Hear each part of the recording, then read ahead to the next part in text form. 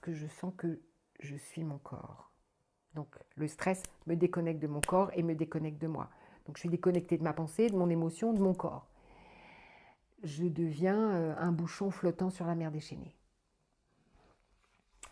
Ce que fait aussi le pervers dans la relation d'emprise, c'est qu'il déshumanise l'autre, donc il lui enlève son humanité, il instrumentalise l'autre comme un objet. Là, on retrouve la dimension perverse dont je parlais tout à l'heure, comme un objet au service de son bon plaisir.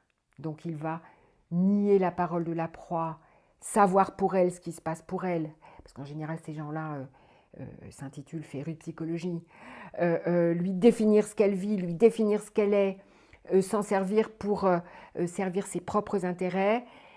Un de ses intérêts, et non des moindres, étant de pouvoir accuser l'autre de ses propres travers. La proie d'un pervers narcissique est véritablement sa poubelle psychique. D'accord? C'est-à-dire que moi, je n'ai aucun défaut, c'est toi qui en as, et quand tu me remets en question, Louise, je te renvoie immédiatement la question en te disant que le fait même que tu me remettes en question est le signe d'un problème psychologique chez toi. Et moi, je m'y connais en psychologie. Voyez? Donc voilà, la proie est complètement sortie d'elle-même. Elle a perdu son gouvernail, elle a perdu qui elle était, elle est isolée, elle est bien souvent de plus en plus dépressive.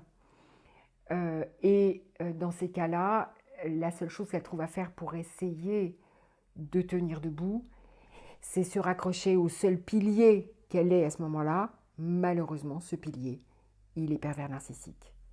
Et du coup, ça entraîne un piège dont il est très compliqué de se sortir. Je n'adhère pas à cette idée qui voudrait que quelqu'un reste dans une relation d'emprise parce qu'il est masochiste, c'est-à-dire qu'il prend plaisir à souffrir.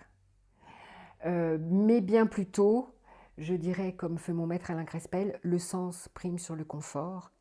Et cette personne trouve dans la relation d'emprise du sens, d'abord parce qu'elle essaye de tenir debout en se tenant au pilier, et ensuite parce que malheureusement, ce qu'elle vit là vient lui confirmer des croyances qu'elle a en général depuis sa plus tendre enfance autour de son incapacité à être aimée, son indignité en tant que personne humaine, le fait qu'elle est abusable et corvéable à merci, le fait qu'elle n'a pas à être importante ni à revendiquer pour ses besoins, et j'en passe. Et donc ça a du sens, c'est familier. Et puis il y a un dernier petit motif auquel je tiens beaucoup, c'est quand même derrière notre compulsion de répétition, pour une fois je suis freudienne, il y a, il me semble, à chaque fois un essai de guérir de l'enfance. À chaque fois que je me remets dans la répétition, je me remets en position de guérir.